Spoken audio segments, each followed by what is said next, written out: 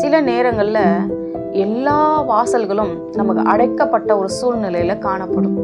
நம்ம என்ன முயற்சி செய்தாலும் அது நம்மளால செய்ய முடியாது. ஏன்னு நமக்கு காரணமும் தெரியாது, என்ன செய்யறது என்று தெரியவும் தெரியாது. நம்ம திகைத்து போய் நிற்போம். என்ன எதுக்காக இப்படிங்கிற ஒரு குழப்பம் தான் நமக்கு பெரிதா இருக்கும். ஆனா சில வேளைகளை நம்ம யோசிக்கிறது என்ன தெரியுமா, எனக்கான எல்லா வழியும் அடைக்கப்பட்டுருச்சு, இப்ப நான் என்ன செய்ய போறேன், யார் இடத்துல போய் நான் நிக்க போறேன் அப்படின்னு சொல்லிட்டு நீ திகச்சு போய் நிக்கிறேன். காரணம் என்ன தெரியுமா, ஏன் உன்னை சுத்தி எல்லா சூழ்நிலைகளும் உனக்கு அடைப்பட்டிருக்கிறது தெரியுமா?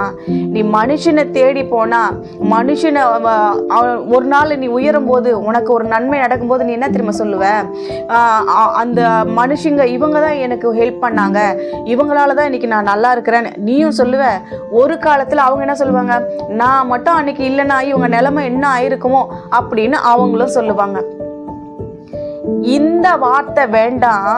நீ சபையில போய் நின்று எந்த மனுஷனும் எனக்கு உதவல, மனுஷனுடைய உதவி விருதா, கர்த்தர் தான் எனக்கு உதவி செஞ்சாரு அப்படின்னு நீ சொல்லணும்னு சொல்லி கர்த்தர் எதிர்பார்க்கிறாரு. தாவீது இப்படியா சொல்லுகிறான், வானத்தையும் பூமியும் உண்டாக்கின கர்த்தரிடத்திலிருந்து எனக்கு ஒத்தாசை வரும்.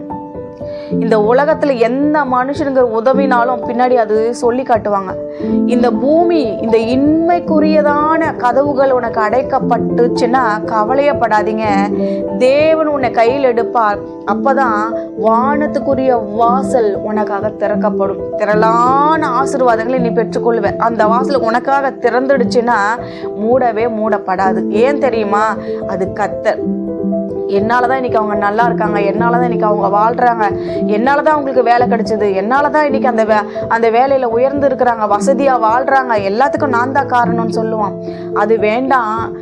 நீ உயருவதற்கு நான் காரணமா இருக்கணும், நீ என்ன மட்டும்தான் சார்ந்து இருக்கணும், என்ன மட்டும்தான் அண்டி இருக்கணும்னு சொல்லி கர்த்தர் எதிர்பார்க்கிறார். அதனால்தான் பூமியில இருக்கிற எல்லா கதவுகள் அடைக்கப்பட்டா உடனே பரலோக வாசல் உனக்காக திறக்கப்படுகிறது. இந்த வசனம் சொல்லுகிறது, நீ அடைக்கப்பட்ட தோட்டம்.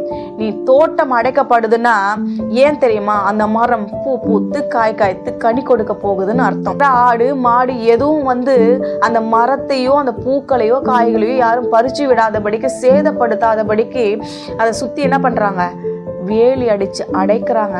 அப்படின்னா என்ன அர்த்தம்னா, நீ மிகுந்த பலனை கொடுக்க போகிறாய் என்பதுதான் அர்த்தம். எனவே எல்லா சூழ்நிலைகளும் உனக்கு அடைக்கப்பட்டிருக்கிறதா, நீ கவலையப்படாத. உனக்கான ஒரு வாசல் திறக்க போகிறது, அதுதான் பரலோக வாசல். நீ அதை கர்த்தரை மாத்திரம் சார்ந்து கொள்றதுக்காக தான் கர்த்தர் இப்படி ஒரு வழியை திறக்கிறார்.